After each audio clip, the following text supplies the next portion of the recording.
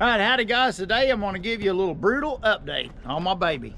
I know I haven't given y'all much footage of Brutus since November of last year. And the reason being is we've been working in a sensitive area where I can't record any videos.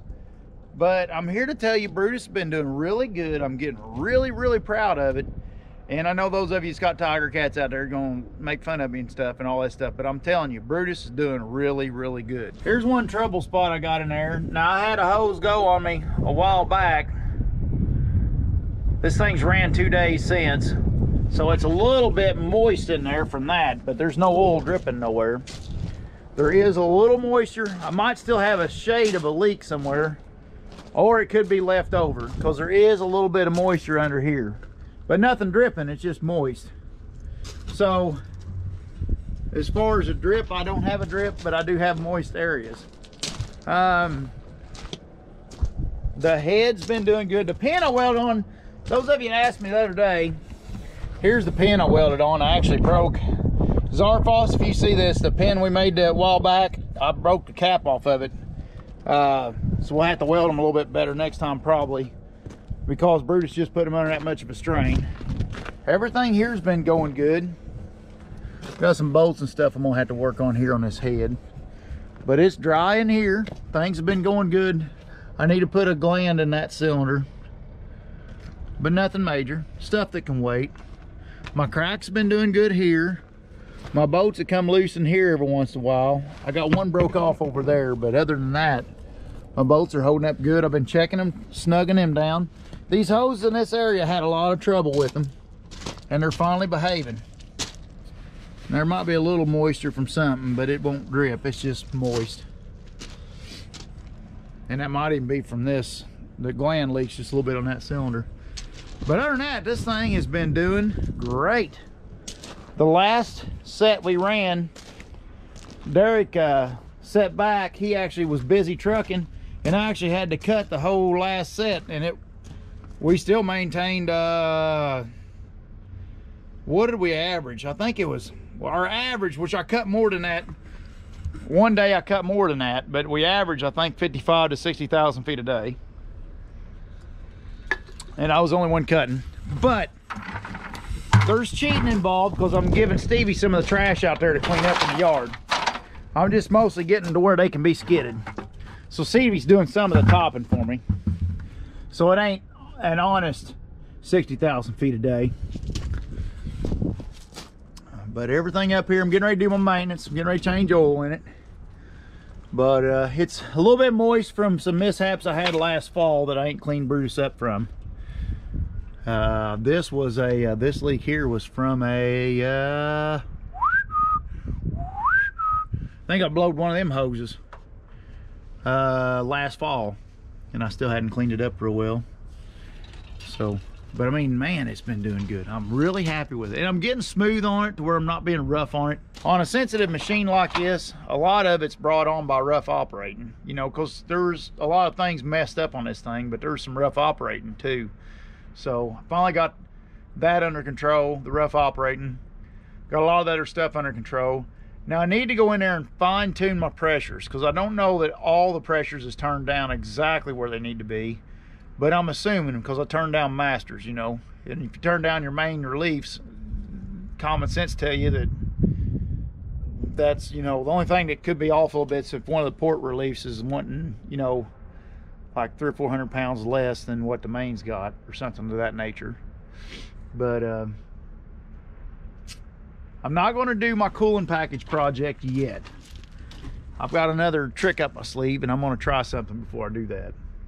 We'll see how I get along. But let's get to changing some oil.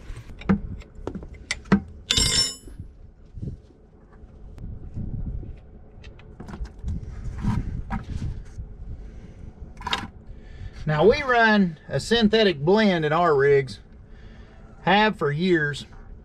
We change it every, I think, 300 hours. And we run a synthetic blend motor oil, and it working, the system's working pretty good for us. We don't get in our motors a lot. Here we send most of our stuff off to get done anymore. But what little bit I've been in the top of these motors adjusting valves and stuff like that, They seem to be pretty clean. They're not full of gook and stuff up there from not changing oil enough, you know. You not change your oil enough, you start seeing that junk and sludge and stuff up in there, and I've not been seeing much of that. Well, of course, what they call for is 250 hours, but with our synthetic blend, we've been pushing it up to 300 hours.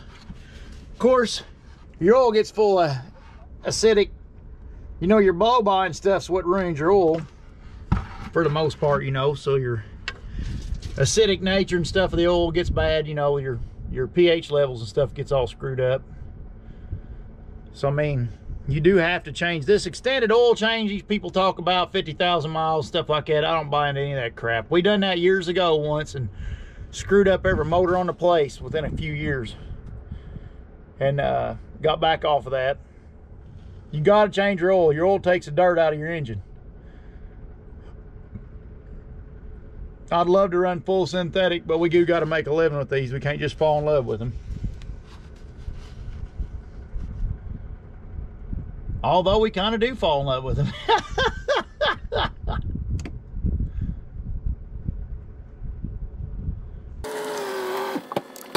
Oh, he's wanting to ask you a question about the boomers. Because this ain't the right boomer. We got, I think Allison got them in. Just look, see what you, we discussed all that the other day. They're in there. There's 4 new boxes. All right. Every one of them stuff that come out of there, Wade, they hadn't rotted down below the ground. He just reached down, around down the ground and brought every one of them up. We're gonna give Roger full credit on that. For the stumps lasting? Yeah, we're gonna give Roger credit on that. Good. Good. Full credit. Yeah.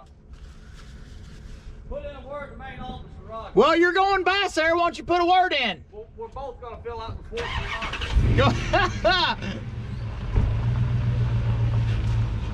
him for Roger.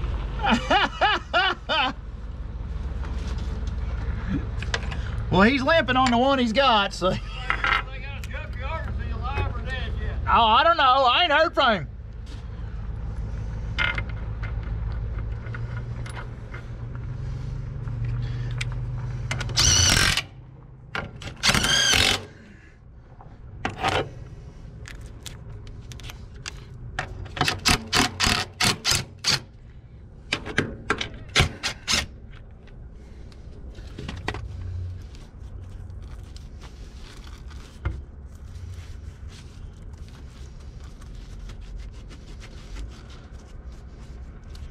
That'll be all right. I'll smash that stuff up in there.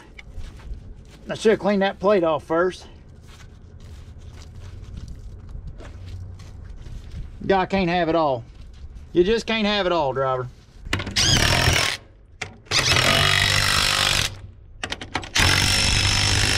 Looks good. Good enough for the girls I go out with. They pretty laid back units, the girls I go with. They don't get excited over simple stuff. Now, the most important thing when you're working on Brutus is to have a ladder. I've learned that. Oh, all right. Let's dump some juice in him.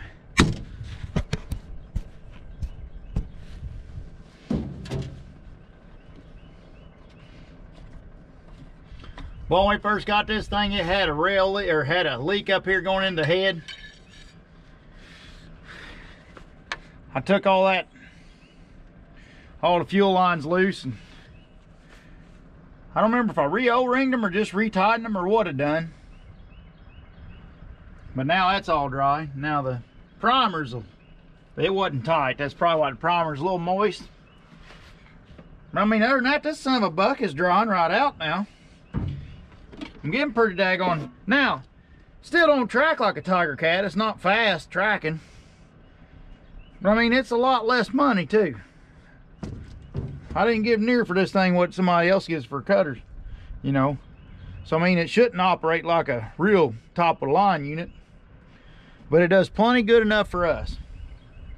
We're not doing clear cuts, and we're not into high speed and swinging situations. We're just doing select cuts. And all I need is a good, dependable machine. It's easy to understand, easy to work on.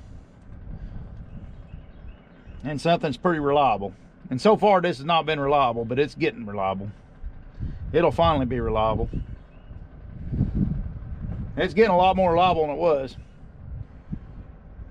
I'm hoping it turns into one of them machines that just you don't work on it too much.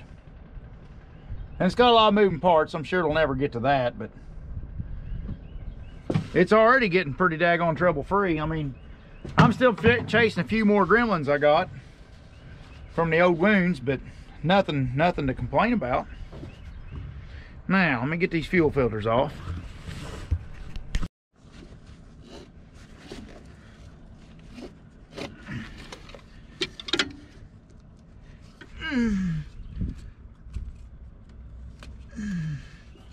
It's part of the fire last year. No! Of course, I don't have a multi-tool. Typical me. The hell is going on?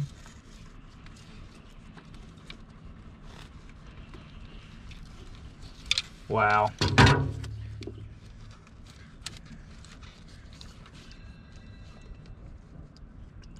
Well, what the F? It's all melted in there. Great.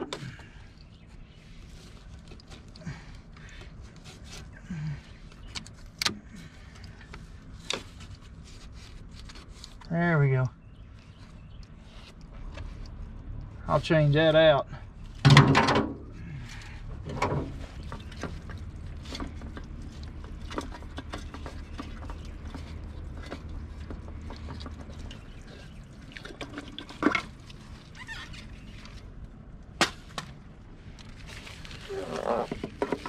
I always fill my filters up too. I don't know how many, if any of you does that mess.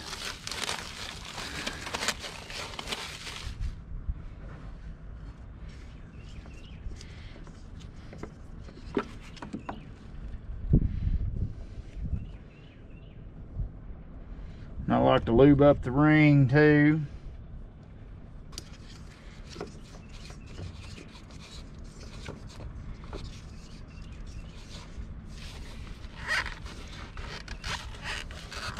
There, good enough.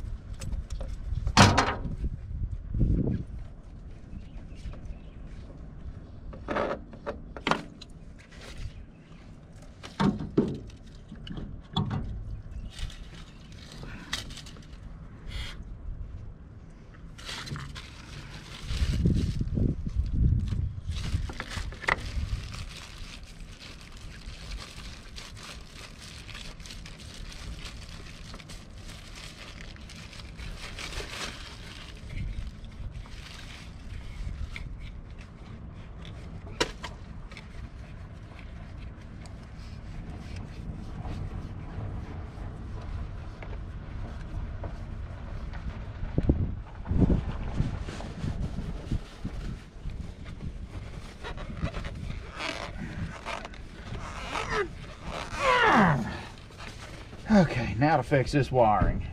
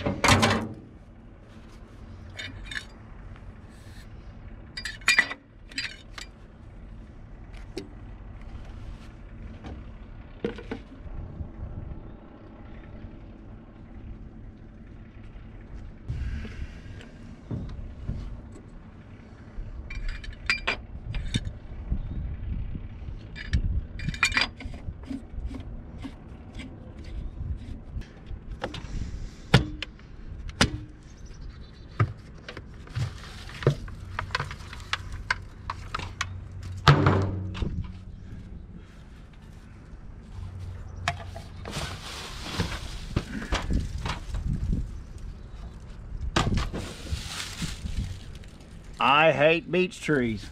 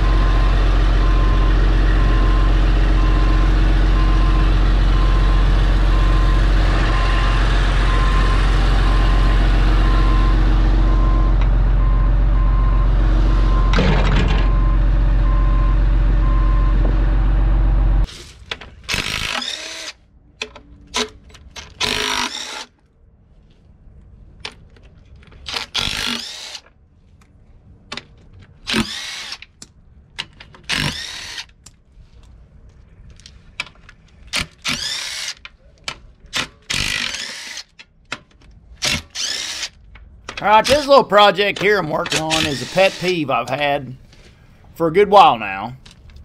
This track drive, one of the pressures that... Now watch this bolt up here in the top right corner. See that bolt? It fell down in gravel by my foot. Keep that bolt in mind, because that comes into play here a little bit. But anyways, this is a pet peeve I got. This drive motor. Basically what happened is, I'm not pointing fingers, but somebody cranked the pressures up on this thing to a ridiculous amount, and it screwed everything on this system. It basically ruined the machine. So one of the leftover problems was it started blowing out O-rings down here on the drive motor, and it's a special O-ring. This here, you see that spring sitting on top of that drive motor. There's a big coil spring here, and that's your main relief. So like when, holy cow, everything, which ain't never supposed to come unseated pretty much, because it's pretty much supposed to be relieving somewhere else. But because of the way some dummy turned this thing up, it's been getting pressure down there.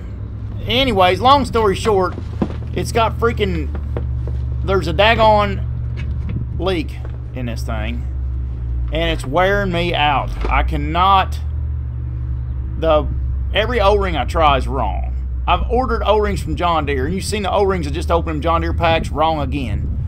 I cannot get the right O-ring to put in this thing, and it's wearing me out. I've probably been in this thing 10 times. Now, I went ahead and bought a drive motor out of a burnt machine and put in the other side because both of them crapped out. It blowed O-rings all over the place out of these drive motors. But I bought a drive motor from a salvage yard. Here's another kit. I'm trying to find an O-ring to match it. It's just a weird O-ring. I can't find it. Cannot find it. I've done all kinds of different things. But anyways, the one I pulled off the other side, I went and got rebuilt. And I got it sitting on the shelf, rebuilt. I should just change this whole drive motor out, but this is the only leak I got on it. And I'd like to get this little thing sealed up. And I think I just talked to Eric the other day and ordered parts again. We'll see if I get the right daggone kit this time to get that daggone O-ring fixed. It was wearing me out. Son of a buck and wear me out. If you got a machine, don't turn the daggone hydraulic pressures up.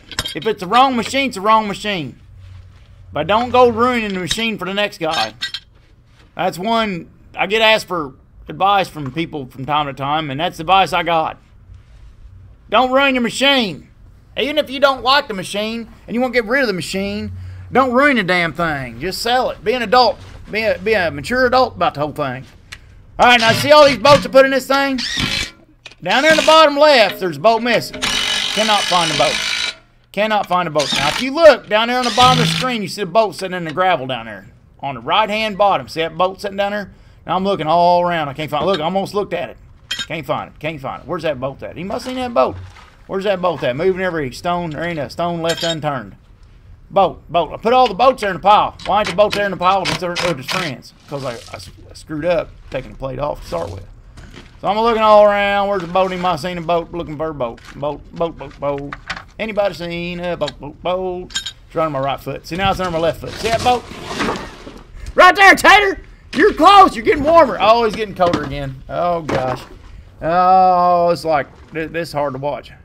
Oh, this is my life. This is how my life rolls. Craziness upon craziness creates more craziness. Boat. That boat in the gravel. Yeah, right there. You're right there close to it. Bam! There it is. That's what I'm talking about. Grabbed a boat, put it in. Wait a minute. Did I still not find it? I still ain't found it. I was right there beside it. Oh, gosh. Anybody seen that daggone boat? Where is that boat at? I had my hand 2 inches from it down there in the gravel a minute ago. Watch me. I'll find it here in just a second. Where is that daggone boat? And how did he not end up? There he is! How did he not end up with his friends? Oh, mercy Jesus. Now it's time for the DT550. Right there, boy. Bill said shake it up. We're gonna shake it up first.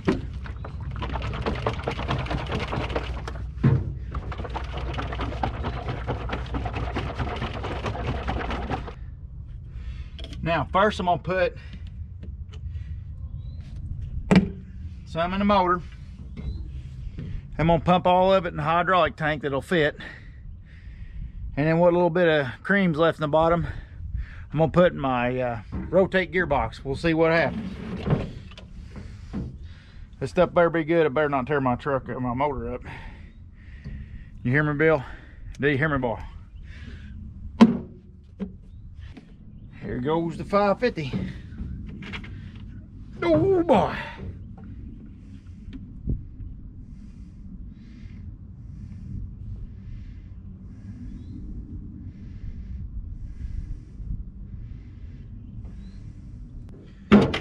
Now for the hydraulics. I'll let that run in there. That's probably good stuff.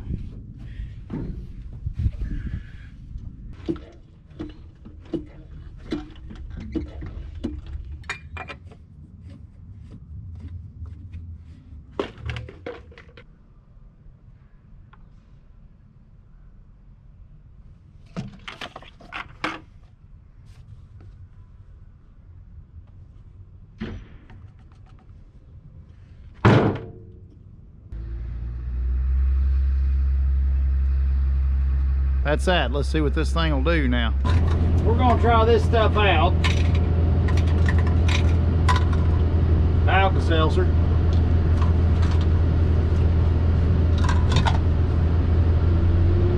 Now this DT550. Bill said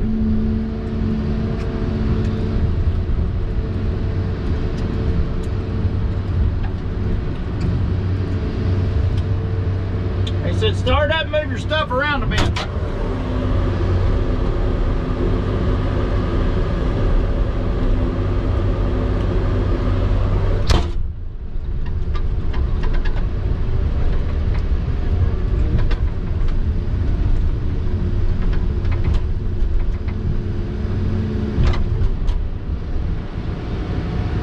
So you need to get that oil sloshing around in there.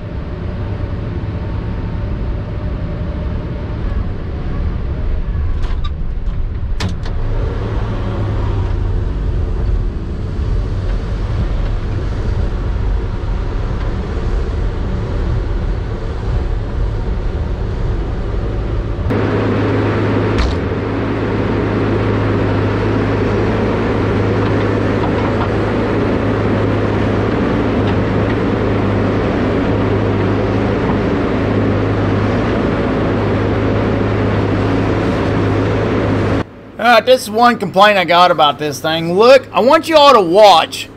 You know, and the first thing God wants to compare it, I'm sorry about the spudge on my camera. I got hydraulic oil on and didn't know it. The first thing you want to compare it to is an excavator, and an excavator's smooth, and this thing isn't. Now, the only real experience I've had with bunchers is Titus and Brutus here, other than getting to play on a Tiger Cat from time to time. But notice how unsmooth it is. Now, Titus and Brutus both this way. I don't know if it's the higher pressures, because of the higher pressures the system runs for lifting trees, or if it's just simple hydraulics. I don't know. They're both variable displacement hydraulic systems. I mean, you would think they would be pretty smooth, but they're not. I don't know if my pilot pressure set a little wrong, you know, to make it. It's just watch how it is. And then the head's so heavy with the cab level mechanism. The head's so heavy that you always, where an excavator's real smooth and real precise, this thing just, when you're trying to, it's just made to cut big trees and throw them on the ground. That's basically what I use Brutus for. You know, it's not real smooth as far as doing fine-tune work like you do with an excavator in a lot of cases. Or a den rather, excuse me. But I just wanted to show you all this little tidbit of playing around here, just to show you the, I don't know, it's just a lack of feeling you kind of get with these machines. And it's just, I've just noticed it in the tree cutting machines. I've not noticed it in really anything else. A knuckle boom you can be pretty smooth with. I don't know, maybe not. Maybe the old knuckle boom style hydraulic systems you couldn't be real smooth with. But like an excavator or a wheel loader or a skidder or anything like that, the hydraulics on them you can be really smooth with. And it just seems like the hydraulics on this is, and I don't know why it is. I don't understand enough. I don't have an understanding enough to know why, but it just is.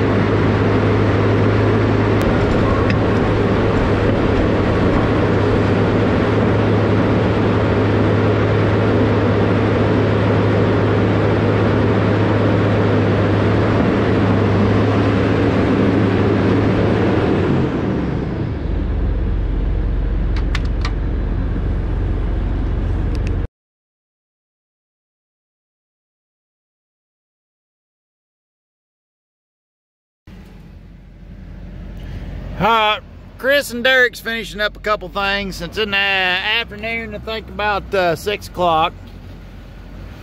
We got everything loaded up and ready to go out to the job tomorrow. We're finally up and moving again. Got all our maintenance done. Oil changes on all kinds of stuff. Did some rebuilding on some things. Stevie's got his Billo built wreck trailer going again. And on the far side's the all the spare parts and items to take to the woods with us. And there's some crane mats. Fixed the dollies on the knuckle boom. Had to rebuild the whole bottom of them. And fixed a bunch of stuff on the grapple. There's a video coming up on it on YouTube here in a few days.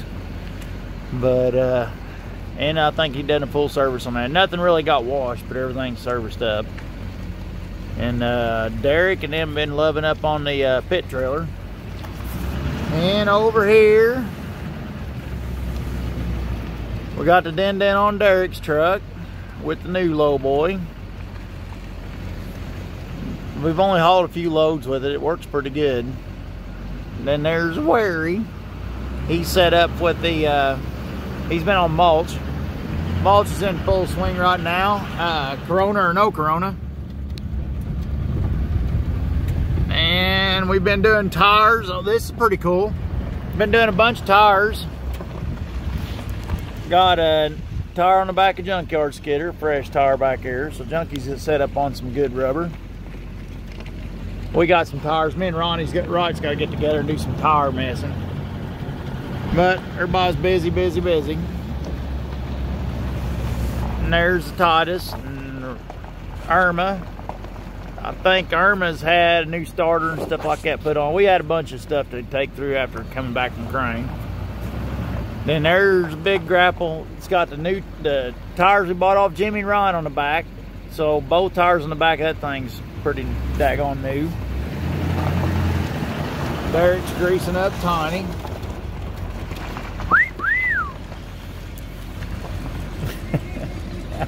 Him and Chris done a full service to that. Chris is moral support right now. He's hiding back there. But that's going tomorrow too. And I guess that's about it. Just kind of not very often everything gets all in one spot. Not everything's here, but most everything's here. Chris got put alternator in his truck yet. And then Big Daddy's truck, I don't know what they did to it. But Big Daddy come back, got the Dodge. So let's see, there's some barrels. Anybody wants to buy any barrels, there's some barrels there. And I guess that's about it. Well, we're ready to rock and roll. Put the metal on the pedal and then back and forth. Oh, it's nice to finally get enough equipment to where it ain't running like a chicken with your head cut off all the time like we used to be.